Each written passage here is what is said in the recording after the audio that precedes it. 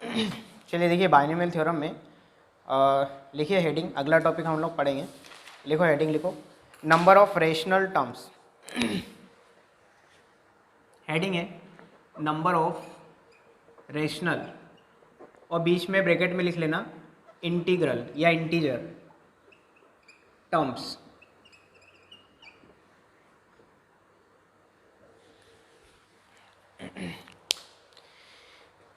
Heading से क्या पता चल रहा है कि बाइनोमियल एक्सपांशन में कितनी टर्म्स इंटीजर खुलेंगी, कितनी टर्म्स इंटीजर खुलेंगी, ठीक है ना।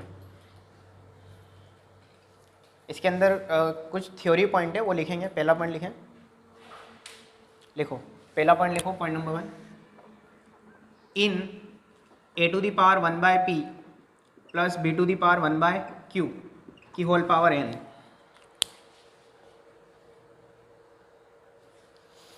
इन दिस लिखा है तक, आगे लिखो। इफ क्वेश्चन इज आस्किंग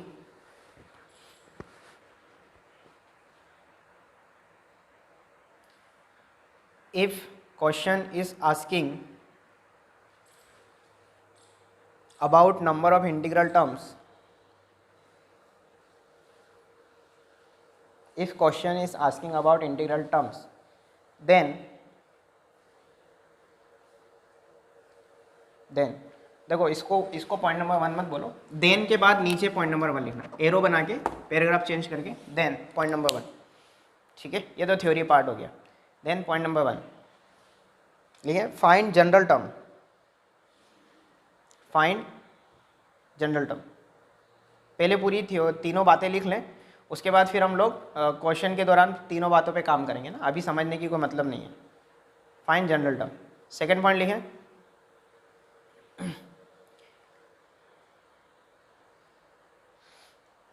लिखो it gives us 2 APs,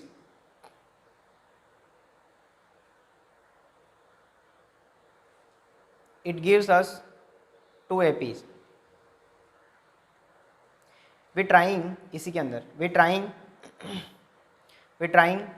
to find out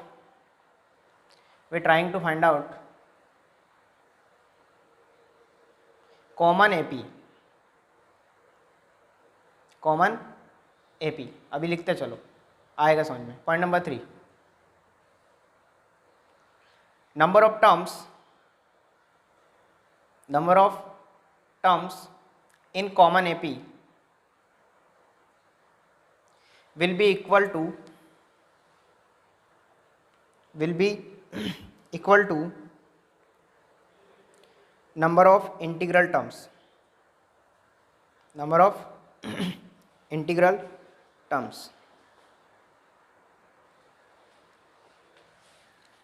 लिखा, लिखिए ना। क्वेश्चन लिखो, अब क्वेश्चन लिखो, find number of rational terms in 5 to the power 1 by 3 plus 7 to the power 1 by 5 to the power 1024।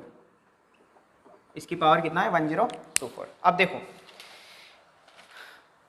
Heading क्या थी हमारी, नंबर ऑफ रेशनल या इंटीजर टर्म्स, ठीक है ना। यहाँ पे क्वेश्चन में क्या पूछा उसने, find the number of rational terms, ठीक है ना। रेशनल टर्म्स को इंटीजर टर्म्स भी कहते हैं। अब देखो यहाँ पे मैं एक बात ये क्लियर कर दूँ, थोड़ा सा हम लोग जो बाइनोमियल एक्सपांशन के दौरान कुछ बातें हमने सीखी थी ना, उसको मैं थोड़ा क्लियर करना चाहता हूँ। देखो रेशनल नंबर जो होता है ना, रेशनल नंबर जो p/q की फॉर्म में लिखा रहता है, जहाँ पे p और q इंटीजर से बिलोंग करते हैं, याद आया, आपने नंबर सिस्टम पढ़ा हुआ है, ठीक है ना। तो अगर किसी बाइनोमियल एक्सपांशन में जो एक्सपांशन की होल पावर होती है ना, वो अगर रेशनल दे दी, किसी ने रेशनल दे दी ना, तब भी आप एक्सपांशन कर सकते हो आप एक्सपांशन, क्योंकि वो अल्टीमेटली क्या, इंटीजर अपॉन इंटीजर ही तो है। आया समझ में?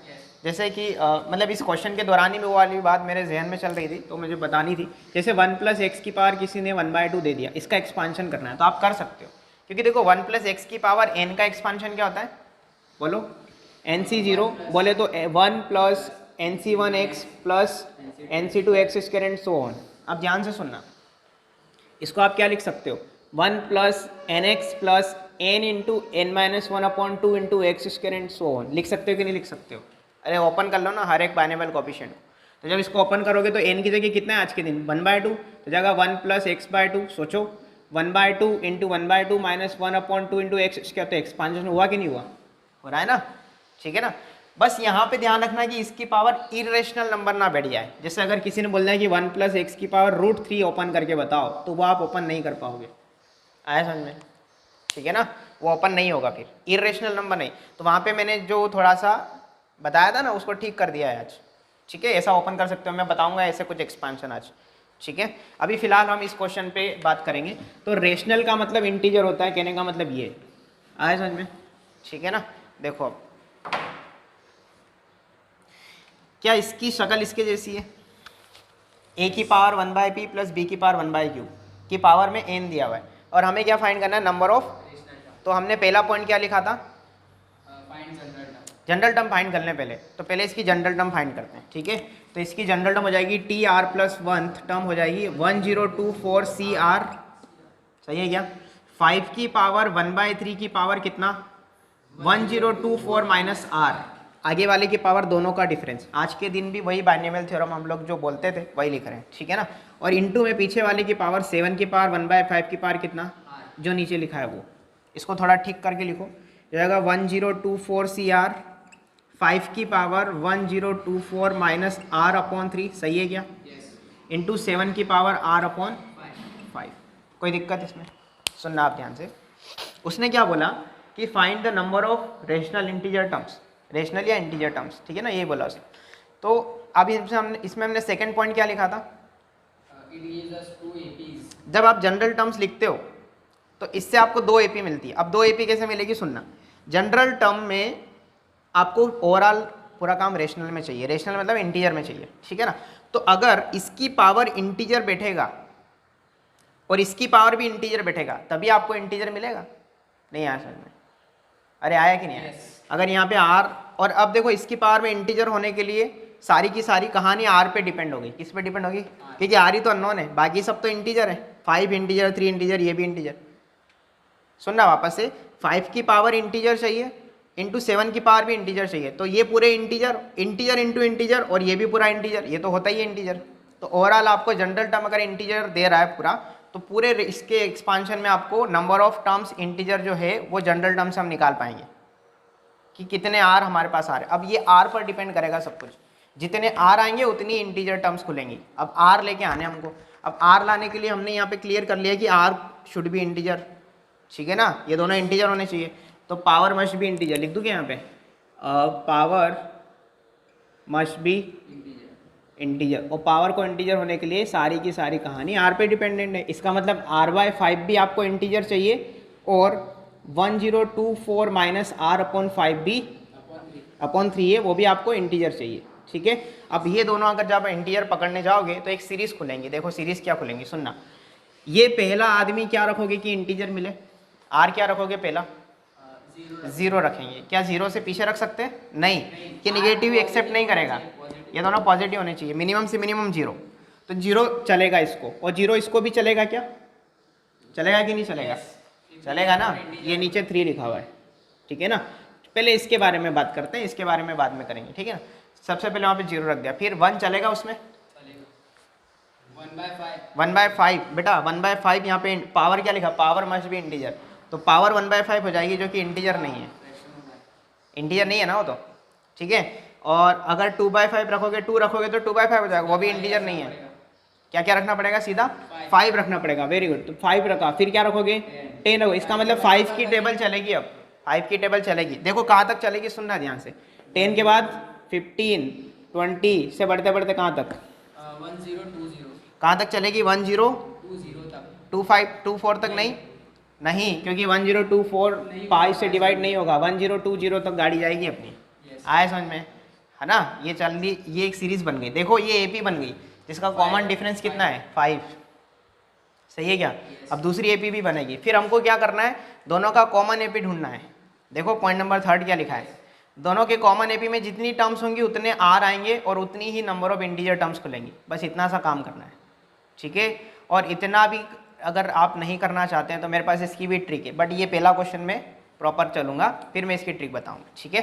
चलो तो अब इसके बारे में बात करें, बताओ आर क्या रखें इसके अंदर, पहला आदमी क्या रखें, 0 रख के देखें, 0 रखेंगे तो 1024/3 करेगा क्या, इसको डिवाइड देखते हैं ना, 3 3 जा 9, 1 बचा, 3 4 जा 12, यहाँ पे 1 बच रहा है, सम देख लेते हैं, सम अगर 3 से, हाँ सम देखते हैं ना, 4 2 6 1 7 है ना, तो सम 6 चाहिए कम से कम, तो R1 रखते हैं पहले, सही है क्या, 1023 हो जाएगा, 1023 को 3 से डिवाइड करोगे तो चला जाएगा, 3 3 जा 3 4 जा 3 1 जा, फिर अगला क्या रखोगे, 3 से मल्टीप्लाई 3 रखोगे ना, हाँ 3 रखोगे, अब देखो 3 रखोगे तो कितना आएगा, 1021/3, 3 3 जा 9, 3 7 जा, नहीं हो रहा है क्या, तो 4 रख के देखें, 4 ही होगा, 3 का ऐड करते जाएंगे। अच्छा 3 ऐड करें, हाँ। चलो तो 4 रख के देखें कितना हो रहा है, ये 1020/3, 3 3 जा 3 4 जा 0 हो रहा है क्या, तो 1 फिर 4 फिर अगला कौन आएगा, 7, वेरी गुड, फिर कौन आएगा, 10 के बाद 13 के बाद 16, उसके बाद कहाँ तक, बोलो कहाँ तक जाएगा ये, कहाँ तक जाएगा ये सोचना है, 1023 तक जा रहा है क्या, देखते हैं, 1021 तक जाएगा, 1021 तक जाएगा, यस, क्योंकि 1024 में से 1021 माइनस करोगे तो 3 बचेगा, बचेगा ना, तो ये 10 कहाँ तक गया, 21 तक गया, गया। अब इन दोनों में आपको क्या चाहिए, कॉमन एपी चाहिए, चाहिए ना, ऐसे क्वेश्चन हमने किए हैं एपी के अंदर, देखो दोनों दो एपी की कॉमन एपी निकालने के लिए हम पहली टर्म पकड़ते हैं और फिर दूसरी टर्म भी पकड़ के कॉमन डिफरेंस देख लेते हैं, लेकिन मैंने आपको कॉमन डिफरेंस पकड़ने का एक तरीका और बताया था कि इसका कॉमन डिफरेंस और इसके कॉमन डिफरेंस का एलसीएम ले लो, तो इसका कॉमन डिफरेंस कितना है, बोलो, इसका D1 कितना है 5, इसका D2 कितना है 3, तो D1 और D2 का एलसीएम कितना आएगा 15, इसका मतलब पहला आदमी तो 10 तो दिख रहा है सबको, 10 दिख रहा है ना, 10 दिख रहा है, कॉमन एपी लिख दूं क्या यहाँ पे, कॉमन एपी, दोनों की कॉमन एपी हो गई, ठीक है ना, तो 10 के बाद एलसीएम कितना आया इन दोनों का 15 आया ना, 3 और 5 का, तो अगला आ जाएगा 15, फिर कौन आएगा, अगला 25 आएगा, अच्छा 25 आएगा, वेरी गुड, है ना, 15 का 8 किया, फिर अगला कौन आएगा 40 आएगा I think, and so on. देखो आखिरी आदमी कौन होगा, हमें नहीं पता आखिरी आदमी कौन होगा, बट हम लेट करेंगे, क्या करेंगे, लेट करेंगे, किसको लेट किया, इन दोनों में से जो छोटा है वो, ऐसे क्वेश्चन हम एपी में करके आए हैं।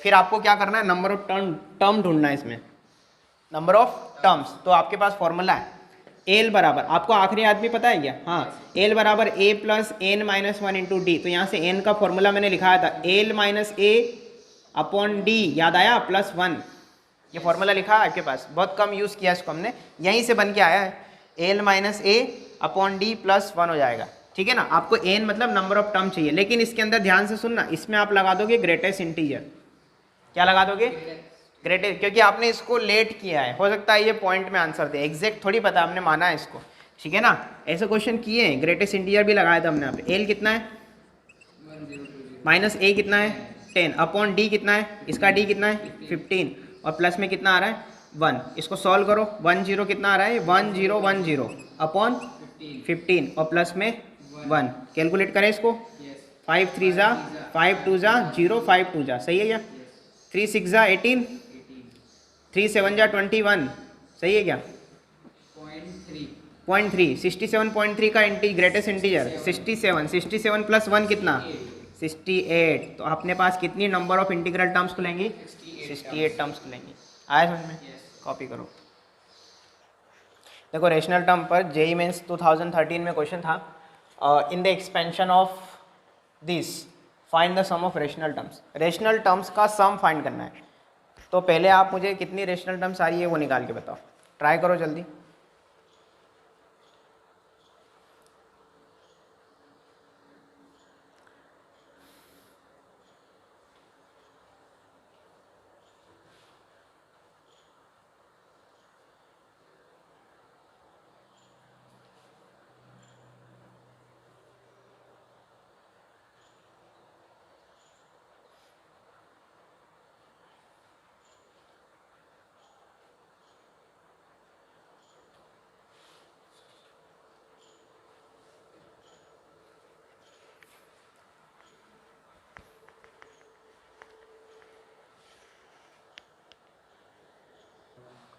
बन गया आप तेरा 41 आ रहा है आंसर, देखो इधर सबसे पहले इसकी जनरल टर्म लिखेंगे हम, टी आर प्लस 1 क्या हो जाएगी बोलो, 10 सी आर 2 की पावर 1/2 की पावर 10 माइनस आर, 3 की पावर 1/3 की पावर आर। इसको अच्छे से लिख लो पहले, 10 सी आर 2 की power 10 minus R by 2 into 3 की पावर आर बाय 5। कोई दिक्कत इसमें नहीं। अब आपको ये पूरा मामला इंटीजर चाहिए, इसका मतलब पावर इंटीजर चाहिए, और पावर इंटीजर होने के लिए सारी कहानी आर पे डिपेंड, क्योंकि integer minus integer upon integer पूरा इंटीजर होगा। आया समझ में? इसलिए हम आर को इंटीजर ढूंढते हैं, और इसको इंटीजर बनाने के लिए हम आर बाय 5 को इंटीजर ढूंढेंगे और 10 माइनस आर बाय 2 को भी हम इंटीजर ढूंढेंगे। ठीक है, अब देखो इसमें सबसे पहला इंटीजर आप 0 रखोगे, आर 0 रखोगे तो पहला इंटीजर 0 मिलेगा। फिर क्या रखोगे 5, तो आपको ये मिलेगा 1, है ना, पूरा 1 मिलेगा। फिर क्या रखोगे 10, तो क्या मिलेगा 2 मिलेगा जो कि इंटीजर है। फिर क्या रखोगे 15, लेकिन रुक जाओगे 15 रखते हुए, क्योंकि आपको 10 से आगे नहीं जाना है, नहीं तो फिर आपका आर जो है 10 से बड़ा हो जाएगा तो मामला गड़बड़ा जाएगा। इसलिए यहाँ पे क्या रखोगे 0 रखोगे तो 10/2 5 जो कि इंटीजर है। फिर क्या रखोगे 1 रखोगे तो 9/2 इंटीजर नहीं है, तो 2 रख के देखते हैं। तो 10 माइनस 2/2 8/2 4 जो कि इंटीजर है। फिर क्या रखोगे 4, फिर रखोगे 6, फिर रखोगे 8, और फिर रखोगे कितना 10। कोई दिक्कत? ये 10 तक रख दिया ना, इससे आगे नहीं जाना है। अब इन दोनों में कॉमन क्या दिख रहा है? एक तो 0, दोनों में कॉमन आर क्या आ रहा है 0 आ रहा है और 10 आ रहा है। अभी कॉमन एपी बनाने की जरूरत नहीं है, सिंपल है यहाँ पे तो बहुत सिंपल मामला है। तो r बराबर 0,10 का मतलब है फर्स्ट टर्म और 11th टर्म। इसके एक्सपांशन की लास्ट टर्म 11th टर्म खुलेगी ना इसमें, ठीक है ना। वो दोनों में क्या आ रहा है इंटीजर टर्म्स आ रही है, तो उनका क्या चाहिए हमें सम चाहिए। सम पूछा है उसने, तो सम निकाल लेते हैं। तो देखो सम निकालोगे जब, तो फर्स्ट टर्म क्या खुलेगी 10c0, बोलो 2 की पावर 1/2 के पावर कितना 10, सही है ना, और 3 की पावर 1/5 की पावर 0, वो 1 हो जाएगा, प्लस 10c10 2 की पावर 1/2 की पावर 0, उसको मैं 1 लिख दूँ, छोड़ दो उसको, और 3 की पावर कितना है 1/5 की पावर कितना हो जाएगा ऊपर 10। Very good. 10c0 1 याद है, nc0 1, 2 की पावर 5 32, सही है क्या, प्लस 10c10 1 और 3 की पावर 2 9, तो कितना आ जाएगा फाइनल आंसर 41। तो सम कितना है हमारा 41। आसान क्वेश्चन था, लेकिन कॉन्सेप्ट क्लियर होना जरूरी है, इंपॉर्टेंट है। नेक्स्ट क्वेश्चन है AIEEE 2012 में आया हुआ इंपॉर्टेंट टॉपिक है, मैं फिर से दोहरा रहा हूँ अपनी बात को। क्वेश्चन है number of terms in which this the expansion of this for which the power of x and y are free from radical. देखो ये शक्ल कैसी है इसकी, a की पावर 1/p प्लस b की पावर 1/q वाली फोटो है ना, और फ्री फ्रॉम रेडिकल का मतलब होता है डेसिमल से फ्री, यानी कि आपको पावर किससे चाहिए इंटीजर चाहिए, ठीक है, रेशनल या इंटीजर। ट्राई करो इसको, ऑप्शन भी दिए हैं आपके सामने।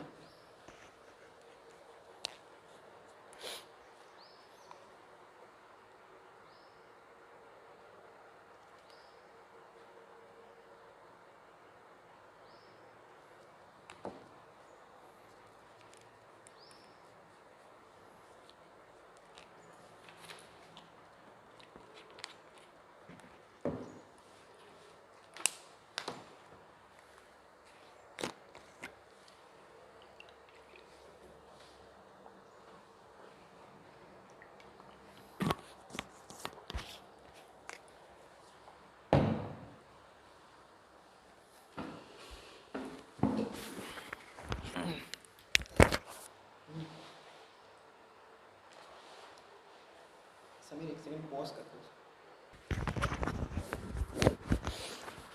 देखो सबसे पहले हम जनरल टर्म लिखेंगे, बेसिक को नहीं छोड़ना है। सबसे पहले जनरल टर्म लिखो, 2 AP बनाओ R में और उन दोनों की कॉमन AP ढूंढ लो, ठीक है।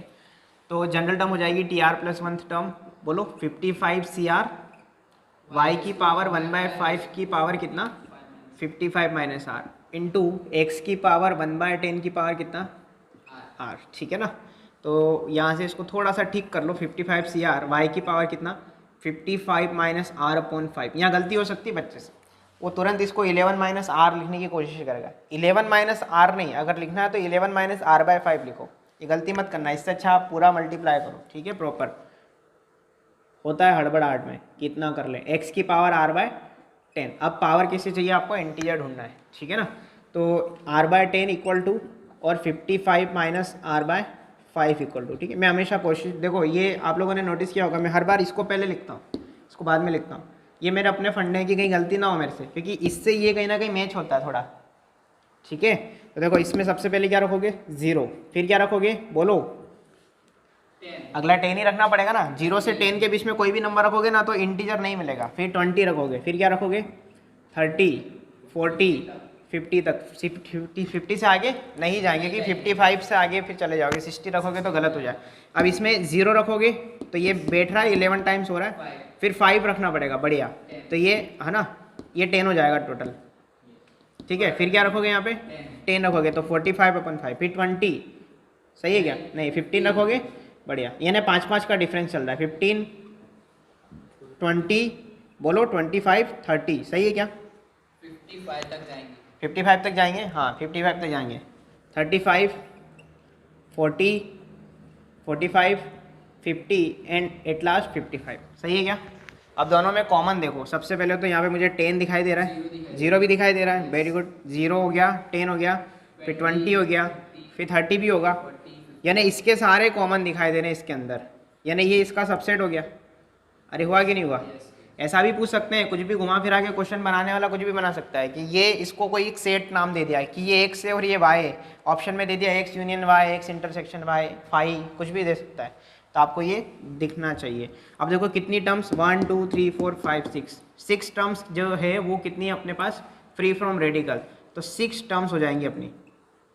आंसर क्या हो जाएगा, ऑप्शन सी, ठीक है। कॉपी करो। ओके देखो, इंटीजर टर्म्स के बाद जो अगला टाइटल है अपना इम्पोर्टेंट है, ये भी लिखो heading, greatest integer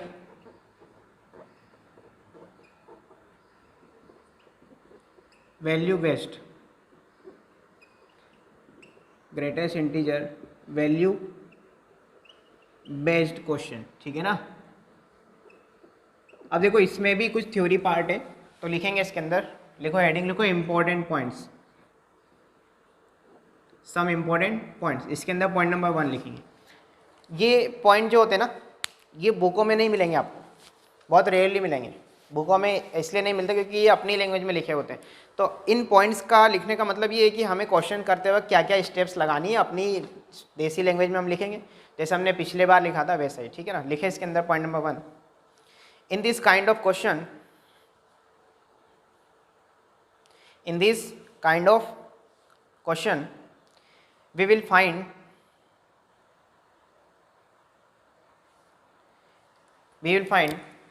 p plus root q to the power n, p plus root q to the power n or root p minus q to the power n type questions, type question, ठीक है। पहला point क्या है पता है, पहला point ये है कि ये जो greatest integer value based question जो होंगे उसका वेराइटी कैसी होगी, उसका फॉर्मेशन कैसा होगा, उसकी फ़ोटो कैसी होगी, वो फ़ोटो ऐसी होगी। जैसे हमने पिछली बार जो टॉपिक अभी पढ़ा रिसेंटली, टॉपिक का नाम क्या था, फाइंड, हाँ, नंबर ऑफ रेशनल टर्म्स या इंटीग्रल टर्म्स। तो वहाँ पे फोटो कैसी थी, ए की power 1 plus 1/p plus B की पावर 1/q, वैसे है ना। यहाँ पे देखो, यहाँ पे एक इंटीजर होता है और एक इरेशनल होता है, या ऐसा बोल सकते हैं एक रेशनल और इरेशनल नंबर का सम दिखाई देगा या उनका डिफरेंस दिखाई देगा, ठीक है ना। तो वैसी फोटो दिखेगी आपको, पावर तो n है ही, ऐसी फोटो दिखेगी तो वहाँ पे वैसे क्लियरली दिखेगा, ऊपर क्वेश्चन में लिखेगा वो कि ग्रेटेस्ट इंटीजर वैल्यू बताओ। अब ये ग्रेटेस्ट इंटीजर वैल्यू का मतलब होता है बॉक्स, ग्रेटेस्ट इंटीजर वैल्यू मतलब बॉक्स, याद आया, जो ग्रेटेस्ट इंटीजर फंक्शन में होता है वो वाले क्वेश्चन नहीं है ये, न्यूमेरिकल वैल्यू बेस्ड क्वेश्चन नहीं, एनजीटी नहीं है ये। एनजीटी का मतलब न्यूमेरिकली ग्रेटेस्ट, यहाँ पे आप ग्रेटेस्ट इंटीजर वैल्यू पढ़ रहे हो। आया समझ में, दोनों में डिफरेंस है, बहुत कन्फ्यूजन हो सकता है आपको वहाँ पे। पॉइंट नंबर 2 लिखें इसमें, लिखो point number 2, remember p plus root Q the power n, p plus root Q to the power n, लिखा। Remember this, need to late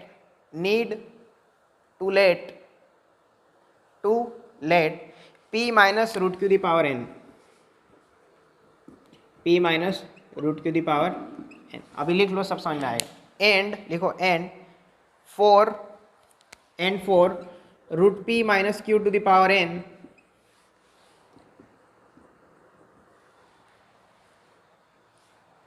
need to let root P plus Q to the power N, root P plus Q to the power N. ठीक है, देखो कहने का मतलब ये है कि अगर ऐसी फोटो दिख गई तो आपको इसका कॉन्जुगेट सोचना है। इसका क्या सोचना है? कॉन्जुगेट। याद आया? कॉन्जुगेट, इसका कॉन्जुगेट ये p प्लस रूट क्यू का conjugate p minus root Q. और अगर ऐसा दिख गया तो इसका कॉन्जुगेट ये आपको कॉन्जुगेट वहाँ पे लेट करना पड़ेगा, अपने मन से लेट करना पड़ेगा। जैसा क्वेश्चन में दिया है, जैसे ये क्वेश्चन में दिया तो ये लेट किया, ये दिया तो ये लेट किया। कोई दिक्कत इसमें नहीं? लिखो पॉइंट नंबर 3, इफ, लिखो if p plus root Q की power n, point number 3, if p plus root Q to the power n equal to i plus f, equal to i plus f, bracket में लिखना always, right side में bracket में लिखना always, नीचे लिखो then, एक line छोड़ के लिखना, एक लाइन छोड़ना, then p minus root Q the power n, p minus root Q to the power n equal to F dash only, p minus root Q to the power n equal to F dash only, equal to F dash only. अब बहुत ध्यान से सुनना, ये important point है, ये point अभी तक तो ज़्यादा कुछ खास था नहीं। ठीक है, देखो इधर p प्लस रूट क्यू की power n equal to i plus F. I plus F का मतलब समझते हो? Integer plus fraction. हाँ, वेरी गुड। आई का मतलब था इंटीजर, लिख लेना यहाँ पे एरो बना के, इंटीजर प्लस एफ का मतलब फ्रैक्शनल। यानी कहने का मतलब ये है कि जब आप इसको ओपन करोगे, एक्सपांड करोगे, तो पक्का जो आंसर आएगा उसमें कुछ इंटीजर होगा और कुछ फ्रैक्शनल होगा। जैसे इसको सॉल्व किया तो सपोज 10 पॉइंट समथिंग कुछ आया, तो 10 तो आपका इंटीजर पार्ट हुआ, पॉइंट वाला पार्ट जो होगा फ्रैक्शनल होगा। हम लोग फ्रैक्शनल पार्ट फंक्शन पढ़ के आए, और आपको मैं याद दिला दूँ, फ्रैक्शनल पार्ट फंक्शन 0 से 1 में होता है। याद आया? हाँ, इसकी रेंज 0 से 1 में, मतलब वो 0 से 1 ही होता है हमेशा। आप किसी भी पॉइंट में, किसी भी नंबर के पीछे पॉइंट में आप वैल्यू देखोगे ना, तो वो पॉइंट की जो वैल्यू होती है ना, हमेशा 0 से 1 के बीच होती है। कुछ भी हो सकती है 0 से 1 में, 0.001 से लेकर के 0.9999 तक कुछ भी हो सकती है। आया समझ में? तो ये क्लियर कर लेना। अब देखो, अगर ये ऐसा होता है तो इसका conjugate p minus root Q, p minus root Q क्या होगा? ये हमेशा फ्रैक्शनल होगा। सोच के देखो। एफ डैश लिखा आपने? हाँ, एफ डैश ना, एफ डैश का मतलब, अरे एफ डैश का मतलब इससे थोड़ा अलग फ्रैक्शनल। कैपिटल एफ लिख लो। एक ही बात है, थोड़ा अलग लिख लो, एफ डैश लिख लो। ठीक है ना? एफ डैश का मतलब डिफरेंशिएशन है। कहने का मतलब है कि इसमें जो फ्रैक्शनल आ रहा है जरूरी नहीं है कि वो इसमें आए, कुछ अलग भी आ सकता है। पर आप ये सोच के देखो कि क्या ये फ्रैक्शनल ही होगा? सोच के देखो। यस, इंटीजर माइनस इरेशनल करेंगे तो वो फ्रैक्शनल ही कुछ देगा। वो हमेशा फ्रैक्शनल खुलेगा। आया समझ में? लेकिन इंटीजर प्लस इरेशनल करोगे ना, तो उसमें इंटीजर पार्ट भी होगा और फ्रैक्शनल पार्ट भी होगा। बट इसमें से जब ये माइनस होगा ना, तो आंसर हमेशा फ्रैक्शनल, यानी इन बिटवीन 0 to 1 आएगा। ये बातें अपने दिमाग में क्लियर करते चलना। ठीक है ना? लिखो अगला पॉइंट इसके बाद, लिखो पॉइंट नंबर कौन सा है? 4। लिखो 4 4 p प्लस रूट क्यू की पावर n, ये थोड़ा सा मिक्स हो रहा है, रूट क्यू की पावर n मिक्स हो रहा है मेरा। p प्लस रूट क्यू की power n, we assume p minus root Q की whole power n, we assume this and subtract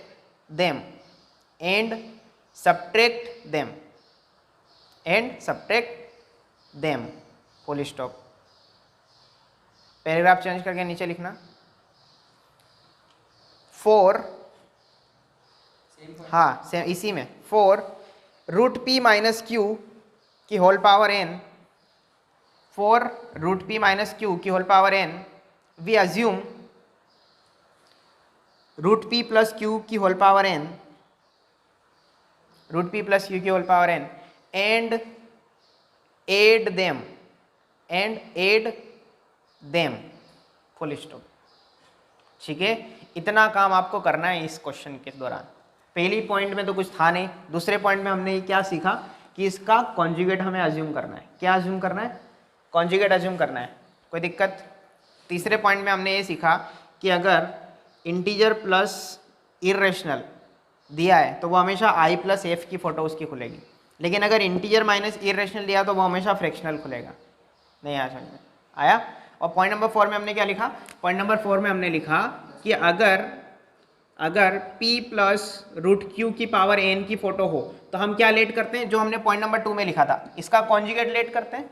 अरे इसका कॉन्जुगेट लेट करते हैं ना, और उन दोनों को ऐड करते हैं। क्या करते हैं? और सॉरी, उन दोनों को सब्ट्रैक्ट करते हैं। क्या करते हैं? लिखा है ना, सब्ट्रैक्ट देम। याद रहेगा?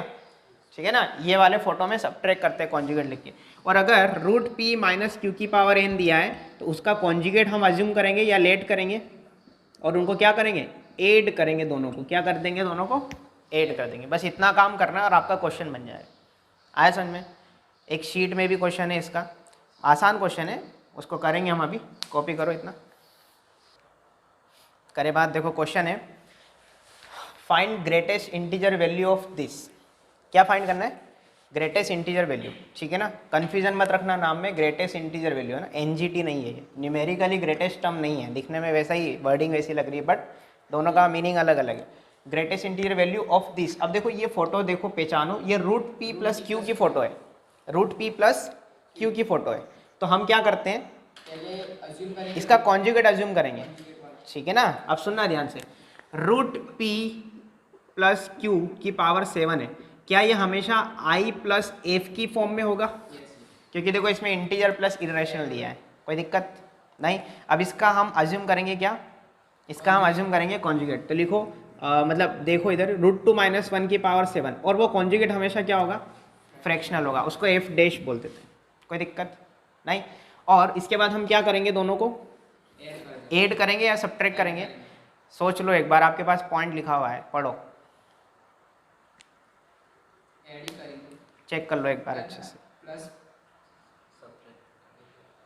रूट वाले के आगे देखो इसको आप ऐसा भी पढ़ सकते हो, p प्लस रूट क्यू की पावर n भी तो पढ़ सकते हो ना इसको आप, p रूट से फ्री होता है। नहीं यार, चेंज करेंगे तो पूरा वो नहीं चेंज हो जाएगा? नहीं कोई चेंज नहीं होगा, बाइनोमियल में सर ये चेंज नहीं कोई चेंज नहीं होगा। यही तो वो जो रिमार्क्स है उसमें यही हम सीखेंगे कि ज़्यादा चेंज कुछ नहीं होगा, सिर्फ एक पॉइंट पे चेंज आएगा। बताओ ऐड करें कि सब्ट्रैक्ट करें? बता दो। ऐड ही करेंगे, पक्का? रूट वाला बचना चाहिए, रूट वाला बचना चाहिए वाला ऐसा? बच रहा था, सब्ट्रैक्शन में भी और एडिशन में भी। एक मिनट मुझे ये बताओ, क्लियर कराओ वापस, जो आपका फोर्थ पॉइंट है वो बताओ मुझे, क्या लिखा है हमने? p plus root Q raise to n। अगर p प्लस रूट क्यू की पावर n जैसी फ़ोटो हो तो हम क्या अज्यूम करते हैं? p माइनस रूट क्यू की पावर n अज्यूम करते हैं सब्ट्रैक्ट कर रहे और दोनों को सब्ट्रैक्ट कर देते हैं। ठीक है, और अगला क्या था? Root p minus Q. Root p minus Q की पावर n अगर दिया हो क्वेश्चन में तो हम क्या करते हैं? हम रूट p प्लस क्यू की पावर n अज्यूम करते हैं और फिर ऐड करते हैं। अगर ये दिया है क्वेश्चन में तो करते हैं, ये दिया नहीं है क्वेश्चन में तो ये दिया है, ये फोटो दे रखी है क्वेश्चन में, p प्लस रूट क्यू की पावर n दे रखा है। नहीं आया समझ में? अरे आया कि नहीं आया समझ में? आया ना?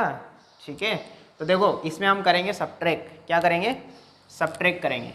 अरे कोई कन्फ्यूज़न है? सर मैं ऐसा बोल रहा हूँ कि अगर हम ऐसी फोटो बनाएंगे इसकी,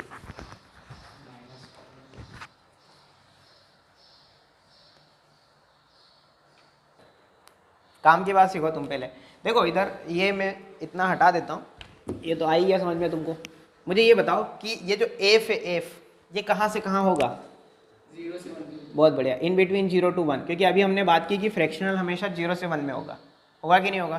तो ये वाला एफ डैश भी कहाँ से कहाँ होगा? वो भी 0 है ना, बस वैल्यू चेंज होगी दोनों में आपस में, बट होंगे तो दोनों 0 से 1 में ही ना। अब देखो इनको कर दिया हमने सब्ट्रैक्ट पूरा। जब सब्ट्रैक्ट करोगे तो दिस माइनस दिस, बोले तो रूट 2 प्लस 1 की पावर 7 माइनस रूट 2 माइनस 1 की पावर 7, और इसमें से ये माइनस करोगे तो i plus f minus f dash, होगा कि नहीं होगा? होगा। और सेम काम इनइक्वलिटी में भी करोगे। कहाँ करोगे? इनइक्वलिटी में। इनको भी आपस में घटा डालो, तो जब घटाओगे तो 0 माइनस 0 0, साइन ऐसा ही रहेगा, एफ माइनस एफ डैश हो जाएगा, और ये क्या हो जाएगा? Okay okay okay okay okay, एक मिनट इसको होल्ड पे रखो, अभी घटाओ मत वरना 0 से 0 में चला जाएगा। इसको होल्ड पे रखो, पहले इसको ओपन करते हैं थोड़ी देर, इसको थोड़ा सा ओपन करते हैं फिर सोचते हैं। सुनना ध्यान से, ये कहीं देखा देखा सा लग रहा है, याद आया? कुछ देखा देखा सा है, कुछ टर्म्स कटेंगी कुछ जुड़ेंगी। नंबर ऑफ टर्म्स में सिखाया था मैंने, बकायदा एक क्वेश्चन भी कराया था इसका, मेरे को याद है अभी भी। एक्स प्लस रूट की पावर समथिंग 5 ऐसा। तो आप यहाँ पे सोचो कि दोनों के बीच में मतलब यहाँ दोनों एक्सप्रेशन तो है एक जैसे ही, लेकिन प्लस माइनस का साइन है, पावर दोनों में सेम है, ठीक है ना। तो फर्स्ट टर्म देखो, इसकी फर्स्ट टर्म खुलेगी, सेकंड खुलेगी, थर्ड खुलेगी और सारी पॉजिटिव खुलेगी। सेवन्थ एट्थ टर्म तक जाएगा पूरा, ये जाएगा कि नहीं जाएगा। फिर माइनस, इसकी first term positive, second term negative खुलेगी, थर्ड पॉजिटिव, फोर्थ नेगेटिव, और ऐसे करते करते एट्थ टर्म पॉजिटिव खुलेगी और इस तरीके से खुल जाएगा। अब देखो इसकी फर्स्ट टर्म कट रही है, कट रही है कि नहीं कट रही है, सेकंड टर्म ऐड हो रही है, यानी कि जो इवन प्लेस पर हाँ वो ऐड हो रही है। तो 2 टाइम्स ऑफ क्या जाएगा बोलो, T2 प्लस बोलो T4 plus T6 plus T8 equal to, यहाँ पे मैंने इसको I plus f minus f dash ही अभी लिखा रहने दी। यहाँ तक कोई दिक्कत किसी को नहीं, नहीं ना। अब सुनना ध्यान से, इसको ओपन करते हैं, ओपन करें इसको। बट एक बात बताऊं तुम लोगों को मैं, अगर इसको ओपन कर भी लिया ना तो आगे कौन बैठा है, आगे कौन बैठा है 2। किसी की भी अगर 2 से जब मल्टीप्लाई होती है तो ये कैसा खुलता है, मतलब ये कैसा होता है, इवन होता है, यानी कि ये इवन खुलेगा, कैसा खुलेगा, इवन खुलेगा, ठीक है ना। तो अगर ये इवन खुलेगा तो उसके साथ भी कुछ चीज़ें ओपन होंगी। मैं इसको पहले ओपन कर देता हूँ थोड़ा सा, इसको थोड़ा ओपन कर दें। 2 टाइम्स एज इट इज, बताओ T2 क्या खुलेगा बोलो, 7C1 √2 की पावर कितना, 7 माइनस 1 बोले तो 6, और 1 की पावर तो कुछ नहीं, प्लस ये कितना खुलेगा 7C3 √2 की पावर कितना 4 और 1 की पावर 3, प्लस 7C5 इसके लिए √2 की पावर कितना 2 और 1 की पावर 5, प्लस लास्ट में 7C7 √2 के पावर कितना 0 और 1 की पावर कितना 7, तो 7C7 तक ही खुलेगा। इक्वल टू क्या चल रहा है, I plus f minus f dash. कोई दिक्कत इसमें, पहले इतना कॉपी करो यहाँ तक। देखो इसको कैलकुलेट करें, करें इसको कैलकुलेट। तो बाहर तो 2 है ही, इधर मैं ब्लॉक कर देता हूँ, बाहर तो 2 है ही, अंदर की तरफ सुनना ध्यान से। बताओ 7C1 कितना 7 है, √2 की पावर 6 कितना 8, सही है क्या। इसकी पावर 1/2 और 2 से 6 कटेगा, 2 की पावर 3 दिख रहा है 8, इंटू में 8 कर दिया, फिर प्लस का साइन लगाया। बताओ 7C3 बोले तो 7 × 6 × 5 अपॉन 3 × 2 × 1, तो 6 से 6 कटा, 7 5 से 35, और उधर कितना हो जाएगा 4 हो जाएगा, √2 की पावर 4 कितना हो जाएगा 4 हो जाएगा। बताओ 7C5 कितना, 7 × 6 अपॉन 2 × 1 21 शायद, सही है क्या, मेरे साथ रहना ना, गलत करूँ तो बता देना, 21, और √2 की पावर 2 कितना 2, सही है, और लास्ट वाला तो 1 हो जाएगा, इक्वल टू, सुनना क्या लिखा है, I plus f minus f dash, I plus f minus f dash. अब सुनना, वहाँ पे जो एफ माइनस एफ डैश था ना, उसको देख करके मैं इसको घटाने की कोशिश कर रहा था, बट वो 0 0 हो गया था पूरा, तो उसको मैं थोड़ा सा चेंज कर रहा हूँ। कैसे चेंज कर रहा हूँ, मैंने इसमें पूरी इनइक्वलिटी को माइनस से मल्टीप्लाई कर दिया। तो जैसे माइनस से मल्टीप्लाई करोगे ये क्या हो जाएगा, देखो ये हो जाएगा 0, ऐसा खुलेगा है, फिर ये उल्टा खुल जाएगा, खुलेगा कि नहीं खुलेगा, माइनस से मल्टीप्लाई करते साइन ऑफ इनइक्वलिटी चेंज। तो अब इसको भूल जाओ, अब ये और ये दिखाई दे रहा है ना। इसको मैं ऐसा भी लिख सकता हूँ क्या, कि ये -1 से बड़ा है माइनस एफ डैश, और 0 से कैसा है छोटा है, सही है क्या, उल्टा हो गया ना। अरे देखो ना, इसका उल्टा कर दिया, पहले ये 0 से बड़ा था, अब ये 0 से छोटा है, ये 1 से पहले छोटा था, अब ये -1 से बड़ा है, कोई दिक्कत। अब इन दोनों को ऐड करो, तो ऐड करोगे तो बताओ 0 प्लस -1 कितना -1, और एफ माइनस एफ डैश, इनको ऐड करोगे तो एफ माइनस एफ डैश आएगा, और इधर कितना आएगा 1 आएगा। कोई दिक्कत इसमें नहीं। तो सुनना, ये एफ माइनस एफ डैश को मैंने इधर निकाला, अभी मैं उसको वहीं ऐसा ही लिखा रहने दे रहा हूँ, कोई दिक्कत। मैं लेफ्ट पार्ट को पूरा सॉल्व कर रहा हूँ अभी। तो ये 2 टाइम्स ऑफ कितना आ रहा है, देखो 8 से 1 जा कितना 56, 35 4 जा 140, कितना आ रहा है 140 आ रहा है, ये कितना आ रहा है 42, और ये प्लस का 1 बराबर I plus f minus f dash. कोई दिक्कत यहाँ तक नहीं ना, आसान चल रही है ना चीज़ें सारी अभी तक, ठीक है। इसको सॉल्व कर लेते हैं पूरा, और 3 + 6 9, सही है, 4 + 4 8 + 3 13, कैरी 1 1 + 1 2 239 आ रहा है, ये 2 टाइम्स ऑफ 239, सही है, चेक कर लेना एक बार, सही है क्या।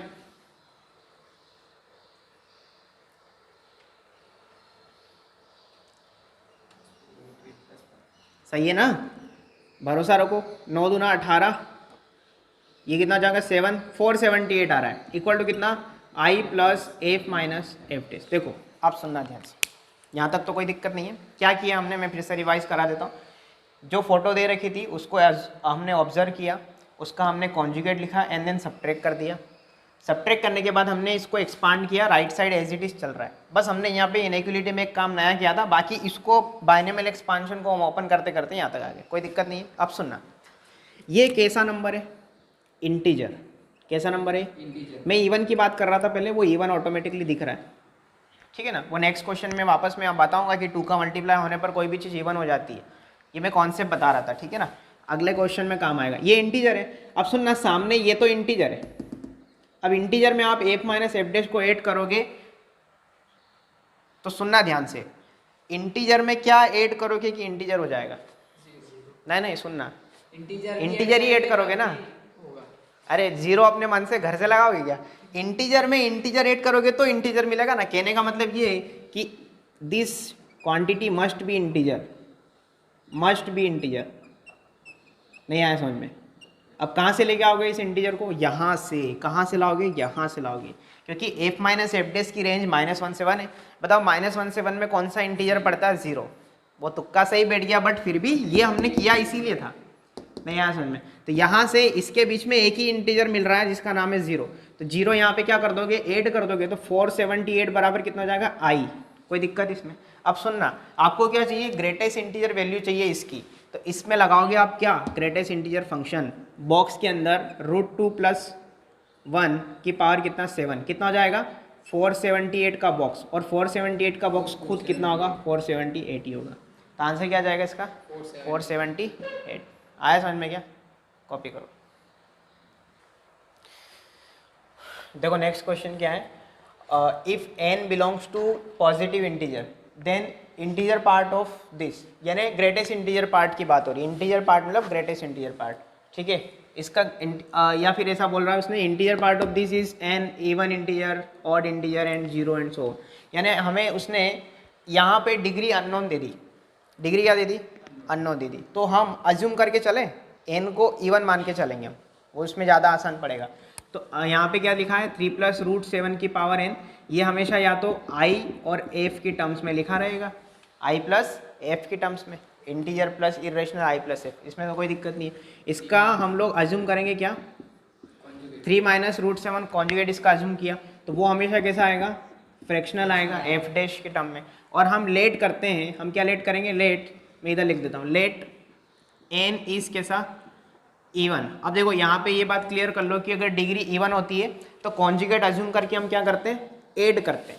और अगर डिग्री ऑड हो गई तो कॉन्जुगेट अज्यूम करके हम क्या करेंगे? सबट्रैक्ट करेंगे। तो वो पूरा लफड़ा ही खत्म हो गया, थ्योरी जो हमने लिखी है। उसका 4th पॉइंट आप चाहें तो काट सकते हैं पूरा, और उसकी जगह पर ये वाला पॉइंट लिख लीजिएगा कि अगर डिग्री इवन हुई तो कॉन्जुगेट को लिख करके ऐड करेंगे, और डिग्री ऑड हुई तो कॉन्जुगेट लिख के सबट्रैक्ट करेंगे। अब इसको ऐड करते हैं। अब देखो ऐड करेंगे तो क्या बचेगा? 3 + √7 की पावर n प्लस 3 - √7 की पावर कितना?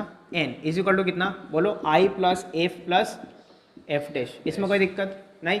अब यहाँ पे f जो होगा वो हमेशा कहाँ से कहाँ तक होगा? 0 से। और f डैश भी कहाँ से कहाँ तक होगा? 0 से 1 में। तो सुनना ध्यान से, इन दोनों को आप डायरेक्टली ऐड कर दो।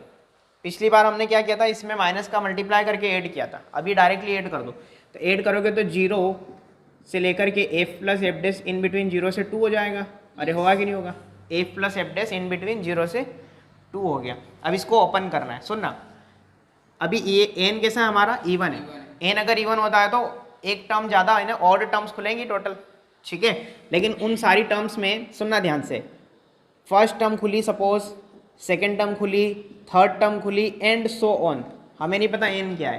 प्लस यहाँ पे first term positive but second term कैसी? Negative, third term positive, fourth negative, and so on. अब सुनना, बीच में प्लस का साइन है तो सेकेंड टर्म कट जाएगी, फोर्थ टर्म कट जाएगी, तो 2 टाइम्स ऑफ क्या बचेगा?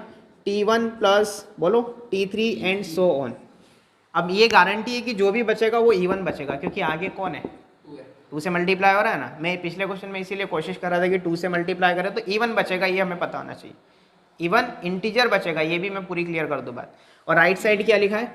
बोलो, i + f + f डैश। इसमें कोई दिक्कत नहीं, तो ये खुलेगा कैसा, इवन, और सामने वाला ये इंटीजर है और ये कैसा है, इसके बारे में अब हमें सोचना है। हमें क्या लाना है, हमें लाना है कि n अगर पॉजिटिव इंटीजर है तो then integral part of this, इसका इंटीग्रल पार्ट क्या होगा वो हमें सोचना है। सोचो।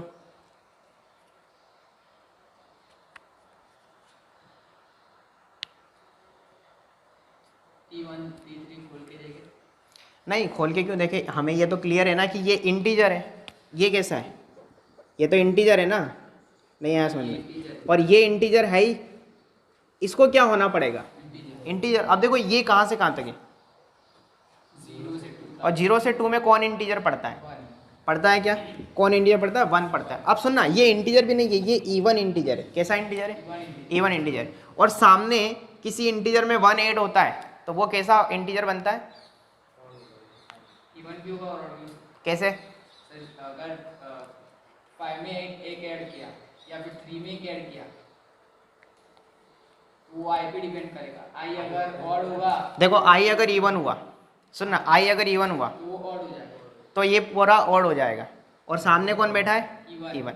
और आई अगर ऑड हो गया, आई कैसा हो गया, ऑड हो गया, तो ऑड में +1 करोगे तो इवन आएगा, तो इवन बराबर इवन, बात बैठ रही है, बैठ रही है कि नहीं बैठ रही, तो इसको कैसा होना पड़ेगा, ऑड होना पड़ेगा।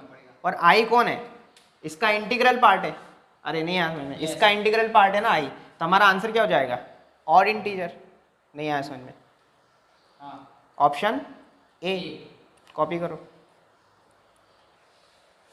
देखो अगला क्वेश्चन, अगला मतलब एक हेडिंग लिखिएगा, व्हेन, लिखो heading, when question is in terms of summation, in terms of summation. JEE mains के नाम पे हमेशा टाइम पे ये याद दिलाया गया है कि बाइनोमियल में समेशन नाम की कोई चीज़ है जो हम सीक्वेंस सीरीज में भी पढ़ते हैं, जो यहाँ भी आपको पता होनी चाहिए, ठीक है, क्लियर है। अब देखो, अब मैं आपसे थोड़ा उल्टा सोचवाऊंगा, सुनना मेरे साथ रहना। अगर आपसे किसी ने बोला कि समेशन में r बराबर 0 से n किसी ने दिया है, यहाँ लिखा है NCR, क्या लिखा है NCR, फिर लिखा है x की power n minus r into y की पावर r, तो इसको आप क्या लिखोगे, x प्लस वाई की पावर n। बहुत बढ़िया, ये x प्लस वाई की होल पावर n के एक्सपांशन में जनरल टर्म का समेशन लिखा है। जनरल टर्म का समेशन करोगे तो आपकी पूरी सारी सीरीज खुल जाएगी, खुलेगी कि नहीं खुलेगी, खुलेगी ना, आया समझ में। अब मान लो अगर किसी ने दिया है समेशन में r बराबर 0 से n NCR, सुनना ध्यान से, NCR y की पावर r, अब ये क्या लिखा है, 1 प्लस वाई स्क्वायर, बहुत बढ़िया, 1 प्लस वाई की पावर n, सोच के देखो, NCR जनरल टर्म सोचो इसकी, समेशन भूल जाओ, NCR 1 की पावर n माइनस आर और y की पावर जो नीचे लिखा है वो आएगा, समझ में आया ना। अब देखो कभी वो ऐसा पूछ लेगा, ऐसा दिया उसने सामने से, कभी r बराबर 0 से n NCR x की पावर n माइनस आर, अगर ऐसा दे दिया तो x प्लस 1 की पावर, बहुत बढ़िया, ये क्या है, x प्लस 1 की होल पावर n का एक्सपांशन इधर लिखा हुआ है। समेशन का मतलब सीरीज में प्लस में सब में सम का साइन आया समझ में, यहाँ तक बहुत बढ़िया, सही चल रहे हो। पॉइंट नंबर 4, अगर समेशन में r बराबर 0 से n लिखा है कहीं पे और NCR दे दिया, 1 रेज़ टू कल ही पढ़ा है हमने, 2 raise to n, 2 raise to the power n, इसको ओपन करके सोचो ना, 0 रखोगे तो NC0 plus NC1 plus NC2, binomial coefficient का सम क्या होता है, 2 raise to the power n। अगर मान लो किसी ने समेशन में r बराबर 1 से n दे दिया NCR, 2 raise to n minus 1, 2 raise to the power n minus 1, क्योंकि NC0 की टर्म मिसिंग है तो वो उधर जाके सब्ट्रैक्ट हो जाएगी, आया समझ में, 2 की पावर n माइनस 1, आया समझ में, ठीक है ना। इतनी बातें कॉपी करो, क्वेश्चन करते हैं। देखो समेशन बेस्ड क्वेश्चन है, थोड़े से 1-2 हमारे पास। क्वेश्चन क्या है, एवेल्यूएट दिस, इसको एवेल्यूएट करना है हमें, ठीक है ना।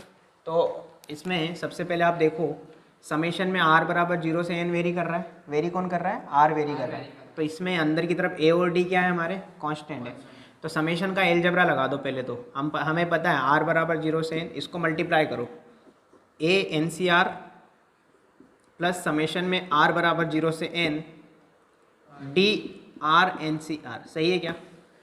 सही है ना, मल्टीप्लाई कर दिया। ए और डी तो कांस्टेंट है, समेशन से बाहर अलग ले लो उनको, ठीक है। ए को बाहर ले लिया, अंदर क्या बचेगा? आर बराबर 0 से एन एन सी आर। हाँ, ये क्या हो जाएगा? 2 raise to the power n हो जाएगा ना, अभी हमने पढ़ा, सही है क्या? प्लस इसमें से डी कॉमन ले लो, अंदर क्या बचेगा? देखो आर बराबर 0 रखोगे तो 0, 1 रखोगे तो 1 इंटू एन सी 1, 2 रखोगे तो 2 into n c 2 and so on, n रखोगे तो n into n c N.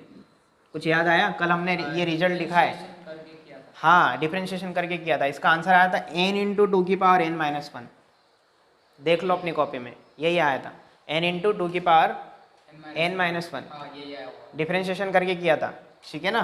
तो इसका आंसर हो जाएगा n इंटू 2 की पावर n माइनस 1, तो ये हो जाएगा a इंटू 2 की power n plus d into n into 2 की पावर n माइनस 1। फर्दर इसको अकॉर्डिंग टू योर ऑप्शन, इसमें आप चाहो तो 2 की पावर n माइनस 1 कॉमन खींच लो, अंदर क्या बचेगा? 2a। सोच के देखो, ये मल्टीप्लाई करोगे तो 2 की पावर n माइनस 1 और 2 की पावर 1 ऐड होकर 2 की पावर n हो जाएगा, प्लस कितना हो जाएगा? nd। अब ये डिपेंड करेगा आपके ऑप्शन कैसे है, यहाँ तक है, यहाँ तक है, कॉपी करो। लिखो अगला क्वेश्चन, सॉल्व या इवेल्युएट एक ही बात है।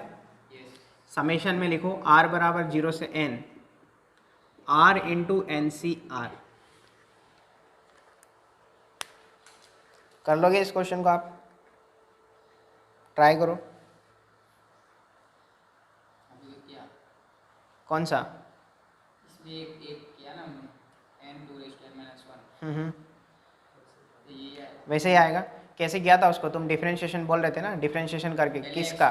देखो मैं एक बात बताऊं, बाइनोमियल कोफिशिएंट के क्वेश्चन में या समेशन के क्वेश्चन में सारी स्टोरी 1 प्लस एक्स की पावर n के आसपास ही लिखी गई है। वहीं से तो शुरुआत की थी हमने, याद आया? तो आपको जब भी बाइनोमियल कोफिशिएंट का क्वेश्चन आए ना, तो बिल्कुल भूलना नहीं है कि 1 प्लस एक्स की पावर n से ही सारे बाइनोमियल कोफिशिएंट निकले हैं। आया समझ में? अब उसमें हमने क्या क्या किया था? एक बार 1 रखा था, एक बार -1 रखा था, फिर दोनों को जोड़ा था, फिर हमने डिफरेंशिएशन किया था, इंटीग्रेशन किया था। तो करके देखो आप, जैसे इसमें अगर आप देखोगे, मैं जानता हूँ कि 1 प्लस एक्स की पावर n के एक्सपांशन में समेशन r बराबर 0 से n क्या खुलता है? बोलो, एन सी आर, यही तो खुलता है, एन सी आर एक्स की पावर r, ये खुलेगा ना पूरा। इसका कर दो डिफरेंशिएशन, क्या कर दो?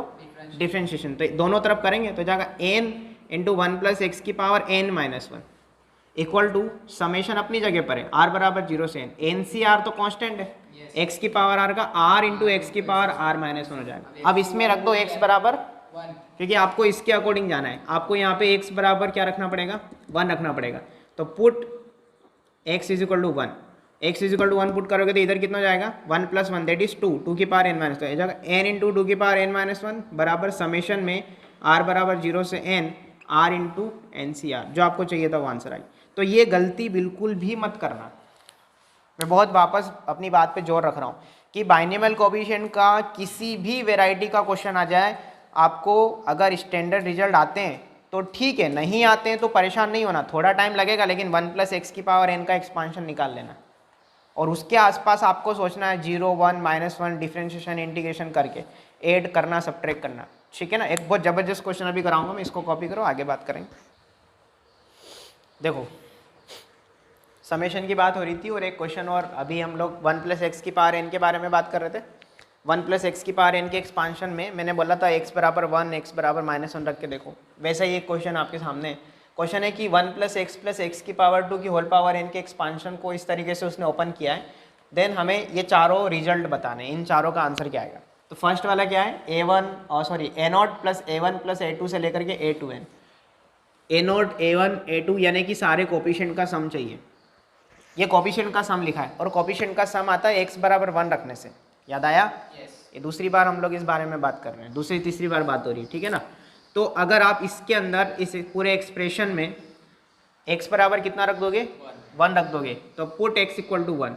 अगर x इक्वल टू 1 पुट कर दिया तो इधर क्या बचेगा? देखो a0 प्लस एक्स की जगह तो 1 रख दिया ना, a1 प्लस a2 से लेकर के a2n तक गाड़ी जाएगी अपनी, और a2n तक ही जाना है हमको। ये सब कितना हो जाएगा?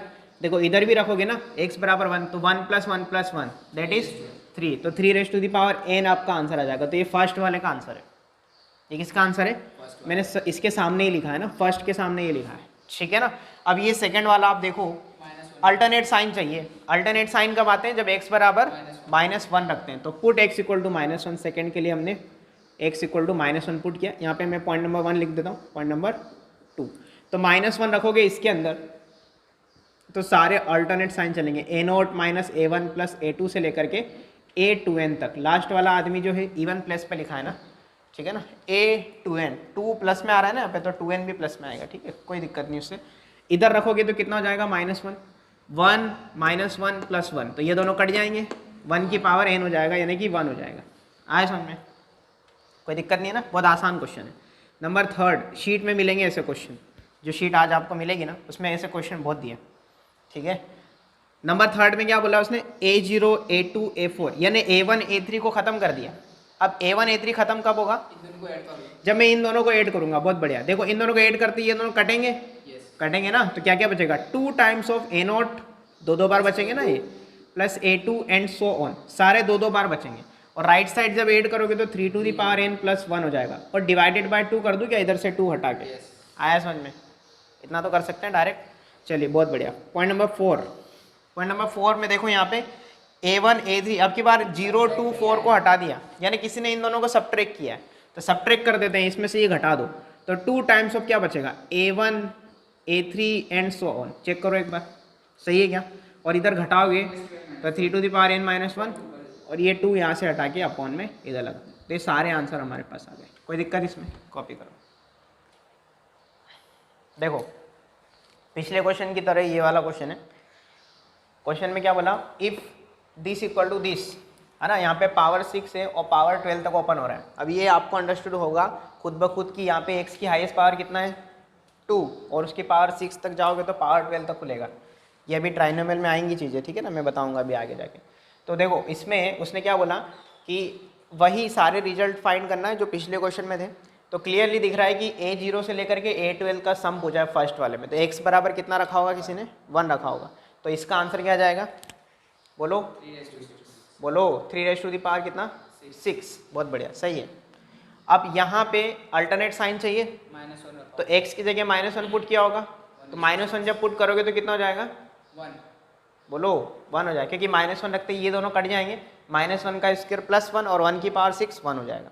सही है, चलो बढ़िया, 2 तक तो पहुँच गए। अब इसके बाद ये चाहिए आपको, ये वाला रिजल्ट चाहिए, a0 a2 a4, इन दोनों को ऐड कर दिया होगा फर्स्ट को, और इन दोनों को ऐड कर दिया, ओके, तो इधर भी ऐड हो जाएंगी चीज़ें, तो 3 की पावर 6 प्लस 1, लेकिन उधर दो बार जुड़ेंगी, तो डिवाइड बाय कितना करोगे? 2 करोगे। बहुत बढ़िया, सही जा रहे हो। आया समझ में?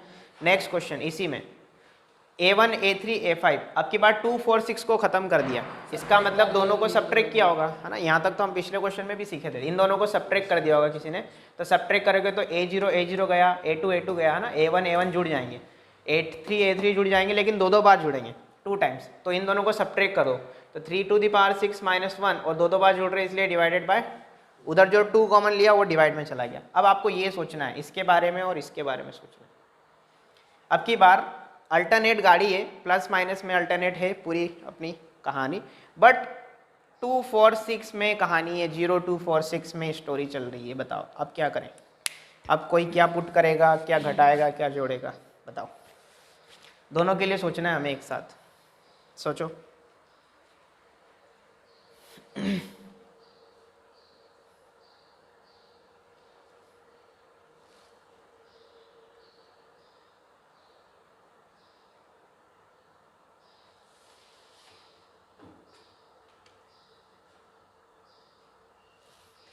सोच पाओगे?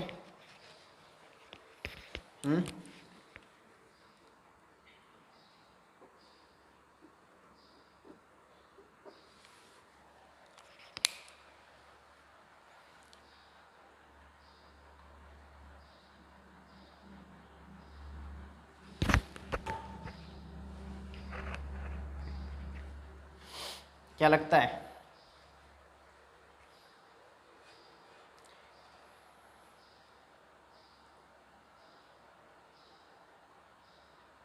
इसको देखो, इसी से तो सब निकले, यही तो सब कुछ है। यहाँ पे आपको a0 माइनस में a2, माइनस में a2, फिर प्लस में A4, फिर माइनस में A6 और ये सब चाहिए।